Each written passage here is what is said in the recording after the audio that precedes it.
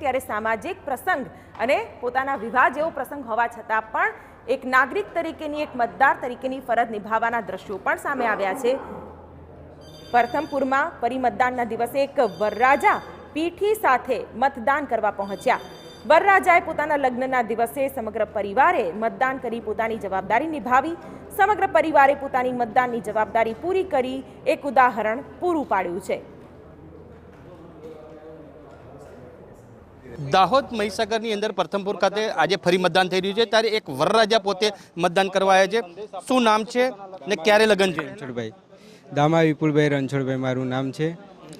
આજે મારે પાઘડી આવી છે, લગ્ન છે 10/11/12। આજે ફરી મતદાન થઈ રહ્યું છે, શું કહેશો? આજે ફરી મતદાન થઈ રહ્યું છે।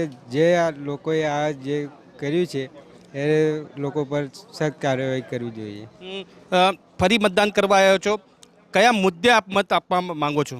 આપણે જે રીતે આપણે પહેલાં ચૂંટણી કરવામાં આવી હતી તેમાં બહુ એ થયું હતું, ગેરકાયદેસરની ચૂંટણી થઈ હતી, એટલા માટે આ ફેરે આપણે એ લોકો પર કાર્યવાહી કરવી જોઈએ। ચોક્કસ જે વરરાજા છે પોતે કહી રહ્યા છે કે જે લોકોએ ગેરરીતિ કરી હતી તેમની સામે કાર્યવાહી કરવી જોઈએ અને ફરીથી જે મતદાન કરવા જે મતદાન જે થઈ રહ્યું છે તેમાં પોતે ખુશી વ્યક્ત કરી રહ્યા છે। પોતાના લગ્ન હોવા છતાંય પોતે સમય કાઢી મતદાન કરવા આવ્યા છે, ત્યારે લોકોને પણ તેમને અપીલ કરી છે કે વધુમાં વધુ મતદાન થાય તે જરૂરી છે। પ્રિતેશ પંચાલ, TV9 મહીસાગર।